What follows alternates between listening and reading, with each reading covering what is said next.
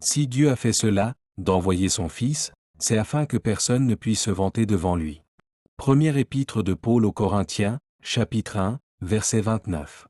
Que celui qui est tenté de se vanter mette plutôt sa gloire dans ce que le Seigneur a fait. Deuxième lettre de Paul aux Corinthiens, chapitre 10, verset 17. Ainsi, le nom de notre Seigneur Jésus-Christ sera honoré en vous, vous serez reconnus comme sien et vous serez glorifiés en lui. Tout cela sera un effet de la grâce de notre Dieu et du Seigneur Jésus-Christ. Deuxième lettre de Paul aux Thessaloniciens, chapitre 1, verset 12.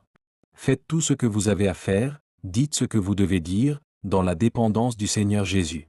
Adressez par lui vos remerciements à Dieu le Père. Lettre de Paul aux Colossiens, chapitre 3, verset 17. Et Jésus leva les yeux au ciel et pria ainsi. Ô mon Père, le moment est venu, fais apparaître la gloire de ton Fils. Évangile de Jean, chapitre 17, verset 1. Dis-moi, est-ce que ta bouche affirme devant tous que Jésus est le Seigneur? Et est-ce que tu crois dans ton cœur que Dieu l'a réveillé de la mort? Si oui, dans ce cas, tu seras sauvé. Lettre de Paul aux Romains, chapitre 10, verset 9. Parce qu'un fait est sûr et certain, et tous ceux qui font partie du peuple d'Israël doivent le reconnaître, Dieu a fait Seigneur et Messie ce Jésus même que vous avez crucifié. Livre des Actes des Apôtres, chapitre 2, verset 36.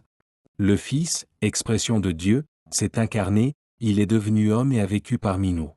Oui, nous avons contemplé sa splendeur glorieuse, une splendeur que seul le Fils unique envoyé par son Père pouvait posséder. Tout en lui n'était que grâce et vérité. Personne n'a jamais vu Dieu, mais quelqu'un nous l'a révélé. Le Fils unique qui est lui-même Dieu, en tant que Fils, parce qu'il vit dans l'intimité du Père. Je te demande, Père, qu'il soit tout ça. Comme toi, Père, tu vis en moi et que je vis en toi, qu'ils constituent, eux aussi, une unité indissoluble dans la communion avec moi, pour que le monde reconnaisse que c'est toi qui m'as envoyé et qu'il y croit. Évangile de Jean, chapitre 17, verset 21. Et le lendemain, Jean aperçoit Jésus qui se dirige vers lui.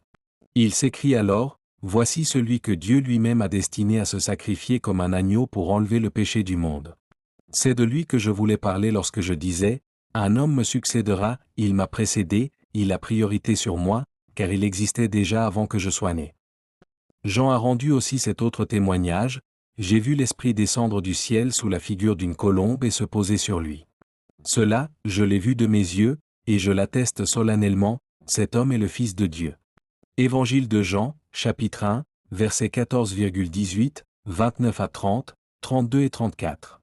Car comme le dit l'Écriture, des fleuves d'eau vive jailliront de l'être intérieur de celui qui place sa confiance en moi, Jésus-Christ.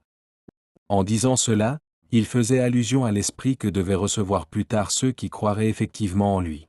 En effet, à ce moment-là, l'Esprit n'avait pas encore été donné, parce que Jésus n'était pas encore entré dans sa gloire, de Fils de Dieu. Évangile de Jean, chapitre 7, versets 38 et 39. Parce que lorsque le Fils de l'homme viendra dans sa gloire, avec tous ses anges, c'est là qu'il s'assoira sur son siège de roi tout-puissant. Évangile de Matthieu, chapitre 25, verset 31.